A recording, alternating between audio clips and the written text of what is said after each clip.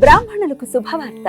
సనాతన ధర్మ పరిరక్షణే ధ్యేయంగా ఏర్పడినటువంటి హిందూ మహాసంస్థానం విదేశాలలో ఉద్యోగాన్వేషణ చేయాలనుకున్న ఔత్సాహికులకై అభ్యర్థుల నుండి దరఖాస్తులు కోరుతుంది. సంప్రదించవలసిన వాట్సాప్ నంబర్ 9866155399. నమస్తే, వెల్కమ్ టు అవర్ ఛానల్. నేను పద్మిని. ప్రస్తుతం పాటు ప్రముఖ ఆధ్యాత్మికవేత్త, astrologer, tarot card reader and Vedic nutritionist Srimathi Vanaja Ramisetty garu మనతో పాటు ఉన్నారు. మాట్లాడదాం.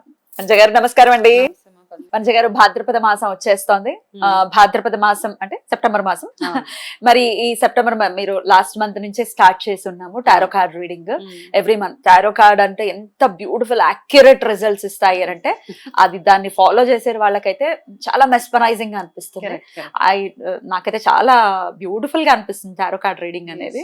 మామూలుగా అన్ని ఇప్పుడు ఆస్ట్రాలజికల్ ప్రిడిక్షన్స్ కానివ్వండి అవన్నీ ఉన్నా ఓకే, నాకెందుకునో నేను చాలా సార్లు టారో ప్రిడిక్షన్స్ పర్ఫెక్ట్ అనిపించింది మోస్ట్ ఆఫ్ ద టైమ్స్. కాబట్టి ఈ లైన్ చూస్ చేసుకొని సో చాలా మందికి నేను టారో రీడర్ గానే తెలుసు ఎక్కువ మందికి. అస్ట్రాలజీ చూస్తున్నప్పటికీ టారో కార్డ్ రీడర్ గా ఎక్కువ సుపరిచితం. ఇవన్నీ అంటే ఇప్పుడు ఏమైపోయిందంటే టారో, ఆస్ట్రాలజీ, న్యూమరాలజీ ఇవన్నీ మూడు కలిపితే ఒక సొల్యూషన్ వస్తుంది బేసిక్ గా. ఓన్లీ థింగ్ ఇస్ కనెక్టెడ్ గా ఉండాలి, కనెక్ట్ అవ్వాలి దానికి. డెఫినెట్ గా ఏదో వచ్చేస్తాం చూసేస్తాం అంటే అవ్వట్లేదు అక్కడ. మామూలుగా రెగ్యులర్ గా దానికి చేయాల్సిన ప్రాసెస్ అంటే మనం మెడిటేషన్ కానివ్వండి, క్లీన్ గా ఉంచుకోవడం, మైండ్, బాడీ ప్రెజెంట్, ఇవన్నీ ఆ ప్రెజెన్స్ అవసరం చాలా. అంటే మీరు చెప్తారు కాబట్టి అసలు దాన్ని ఫాలో చేసే వాళ్ళైతే దాని ఇన్స్ట్రక్షన్స్ తీసుకోవచ్చు. రైట్ అండి. సో భాద్రపద మాసం ఎలా ఉండబోతుంది, ద్వాదశ రాశులకి మీరు ఒక అస్ట్రాలజర్ కూడా కాబట్టి సో దాన్ని కూడా రిలేట్ చేస్తూ డెఫినెట్ గా మనం మాట్లాడుకుంటే మీరు అన్నట్టుగా ఇంకా యాక్యురసీ ఇంకొంచెం పెరుగుతుంది కాబట్టి సో ఎట్లా ఉంటుందని అనుకోవచ్చు. భాద్రపద మాసం, సెప్టెంబర్ మాసం, అసలు సెప్టెంబర్ మాసం ఎవరి చేత రూల్ చేయబడుతూ ఉంటుంది జనరల్ గా according to your analysis? Okay, so ఇది కూడా మనం యాక్చువల్ గా టారో తీసే చూద్దాము. సెప్టెంబర్ మాసం అసలు ఏ గ్రహం చేత రూల్ అవుతోంది అనేది ఒకసారి చూద్దాం. కాన్సన్ట్రేషన్ అప్పుడు ఆ గ్రహం మీద పెడితే బాగుంటుంది అనుకోవచ్చా? సో మనకి ఇది ఎక్కువ మనకి ప్రిడిక్షన్ ఎట్లా ఉంటదంటే ఒక ఇండికేషన్ ఇస్తుంది అనమాట. మనము okay mercury okay okay. So ఈసారి ఆ ఎనర్జీస్ ఎక్కువగా ఉంటాయి అన్నమాట. బుధ గ్రహం ఎనర్జీస్ ఎక్కువగా ఉంటాయి కాబట్టి మనం దాన్ని బేస్ చేసుకుని మనం టారో రీడింగ్ చేయొచ్చు. తప్పకుండా. బుధుడు అంటేనే బుద్ధికి కారకుడు, మా వాక్కుకి కారకుడు. డెఫినెట్ గా మన బుద్ధి బాగుంటే అన్ని బాగుంటాయి. నిజంగానే బుద్ధి బాగుంటే అన్ని బాగుంటాయి పర్ఫెక్ట్ గా. ఎందుకంటే మన థాట్ ప్రాసెస్ బాగుంటది కాబట్టి మనం ఏం చేయాలన్నా ఎటువంటి అంటే క్లారిటీగా చేస్తూ వెళ్ళిపోవచ్చు. మంచిగా ఒక ఆస్ట్రాలజర్ గా చెప్పండి, నవగ్రహాలలో కొన్ని గ్రహాల గురించి డెఫినెట్ గా భయపడిపోతూ ఉంటారు. శని త్రయోదశి రోజు శని భగవానుడు అంటే లిటరల్లీ వణికిపోతూ ఉంటారు. ఇక కుజుడి మీద కూడా బోల్డ్ అన్ని అపవాదులు ఉన్నాయి. ఏ గ్రహం ఆ గ్రహానికి సంబంధించిన పోర్ట్ఫోలియోస్ ఏవో ఉన్నా అవి చేసేసుకుంటూ పోతాయి కదా. బుధుడు మాత్రం అస్సలు కనపడ్డండి. మీరు ఎలా చూస్తారు బుధుడిని? అంటే ఇప్పుడు మనం చేసే ఏ గ్రహం అయినా కానీ మనం చేసే పనుల వల్ల, మన ఆలోచనల వల్ల మనకి ఇచ్చే వాట్ ఎవర్ రిజల్ట్స్ ఏవైతే ఉంటాయో అది అలా ఇస్తూ ఉంటాడు ఆయన. అయితే చాలా మంది ఏమంటారంటే మనం ఆస్ట్రాలజికల్ గా ఒక ప్రెడిక్షన్ తీసుకొని వచ్చేస్తాం. నా జాతకంలో బుధుడు బాగాలేదు, నా జాతకంలో కుజుడు బాగోలేడు కాబట్టి నేను ఇలాగే ఉంటానని ఒక మైండ్ సెట్ లో ఉండిపోతూ ఉంటాం. దానికి తగ్గట్టు ఏమేం చెయ్యాలో అవి మనం చేయకుండా ఉంటాం అన్నమాట. ఇప్పుడు ఇవన్నీ నేచర్ కి సంబంధించి ఏ ప్లానెట్ కి చూసుకున్నా నన్ను అడిగితే మనము నేచర్ కి చేసేది భూతదయ ఏదైనా అనొచ్చు. మనం పూజలతో పాటు చేసే మంచి పనులు, మంచి వాక్కు, మంచి ఆలోచనలు, వీటి వల్ల వాటి ఎఫెక్ట్స్ ఏవైతే ఉన్నాయో చాలా మినిమైజ్ అయిపోతూ ఉంటాయి అన్నమాట. మనం భయపడాల్సిన గ్రహాలు అంటూ ఏమీ నిజంగా. ఇప్పుడు ఫర్ ఎగ్జాంపుల్ చిన్నగా మనం మాట్లాడుకుందాం. చాలా మంది ఏమంటారు, చిరిగిపోయిన బట్టలు వేసుకోవద్దు అంటాం. చిరిగిపోయిన బట్టలు వేసుకున్నప్పుడు ఏమవుతుంది అంటే డెఫినెట్ గా అయ్యో పాపం అంటారు అందరు చూసి. ఇప్పుడు ఫ్యాషన్ అయిపోయింది, వారే వా అంటున్నారు వనజ గారు. ఇప్పుడు చిరిగిపోయిన బట్టలు వేసుకుంటే అయ్యో పాపం. ఆ అయ్యో పాపం దగ్గర ఏమవుతుంది అంటే మనకి డెఫినెట్ గా అక్కడ రాహు ఇంపాక్ట్ ఎక్కువగా ఉంటదన్నమాట. సేమ్ థింగ్ మనం చాలా మందిని చూస్తూ ఉంటే మామూలుగా డ్రైవింగ్ చేసేటప్పుడు కూడా నార్మల్గా ఎవరు డ్రైవింగ్ వాళ్ళు చేసుకుంటూ ఉంటారు. డ్రైవింగ్ చేసినప్పుడు ఎవరన్నా మీకు అడ్డొచ్చారు, వాళ్ళకి వినబడదు మనం అనేది. కాకపోతే అక్కడ 2-3 బూతులు తిడతాం మనం. వీడు అడ్డొచ్చాడు, వాడు అడ్డొచ్చాడని. అంటే అలా అనుకోము. జస్ట్ ఒక అబ్యూజ్ వెళ్ళిపోతుందన్నమాట.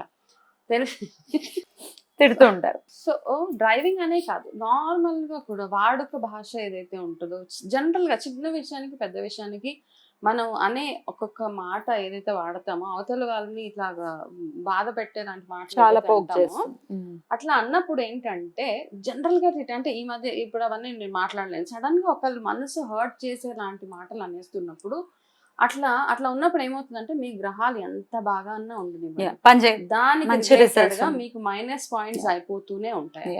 కంట్రోల్ కాబట్టి చేసుకోవాలి. అవన్నీ కంట్రోల్ చేసుకోవాల్సి అసలు ఈ మాటలకి ప్లే చేసేదే ఈయన బుధుడు. అది బాబు ఈ మంత్ జాగ్రత్తగా ఉండాలి. కాబట్టి కొంచెం మన మాట తీరు Hmm. ఏదైతే ఉందో ఆ మాట తీరుని మనం కంట్రోల్లో పెట్టుకోవాలన్నమాట. మీరు ఎన్ని మాటలు అంటూ ఉంటారో మీకున్న బుధుడు యొక్క పవర్ ఏదైతే ఉంటుందో అది అలా అలా అలా మైనస్ అయిపోతూ ఉంటుంది. Right. అండ్ సేమ్ థింగ్ మీరు ఇంట్లో వేసుకునే బట్టల దగ్గర నుంచి మీరు వాడుకునే చింకి బట్టలు, విరిగిపోయిన సామాన్, ఇవన్నిటిని ఎక్కువగా వాడుతుంటే శని రాహు కేతు గ్రహాలు మైనస్ అయిపోతూ ఉంటాయి మనకి. ఓకే, జనరల్ గా ఏ గ్రహం వచ్చి మనకి బ్యాడ్ చేసేదండి, మనం చేసే మంచి కార్యక్రమాలు, ప్రతిరోజు చేసే ఆరాధన, దైవ ఆరాధన ఏదైతే ఉందో అవన్నిటితోటి మనకు ప్రొటెక్షన్ అంతే. కాకపోతే మీరు ఎక్కువగా ఆలోచించేస్తూ ఉంటారు నాకు బాగోలేదు. నార్మల్గా ఇప్పుడు మన దగ్గరికి ఎవరైనా రీడింగ్కో దేనికో వచ్చినప్పుడు సగం రీసెర్చ్ వాళ్ళు చేసేస్తుంటారు. నాకు ఈ గ్రహం బాగాలేదండి, నాకు ఇది అయిపోతుందండి. ఇట్స్ ఓకే, అంత భయపడాలి. ఆరోగ్యమైనా కానీ జాతకమైనా కానీ మనం చేసే మన కోసం మనం చేసుకునే చిన్న చిన్న రెమెడీ. మరి మిథున రాశి వారికి ఎలా ఉండబోతుందండి ఈ భాద్రపద మాసం లేదా సెప్టెంబర్? భాద్రపదం తెలియదు అనుకుంటే సెప్టెంబర్. మనసులో కూడా కోరికను కూడా కోరుకోమంటున్నారు. మనసులో ఒక కోరికను కోరుకోండి. అందరికి కార్డ్స్ తీద్దాము, అన్ని తీసిన తర్వాత చూద్దాం రివర్స్ చేసి ఆ కోరిక తీరుతుందా లేదా, సజెషన్స్ ఏమి ఇస్తున్నాయి అనేది కూడా తెలుస్తుంది కాబట్టి కోరుకోండి. ఓకే,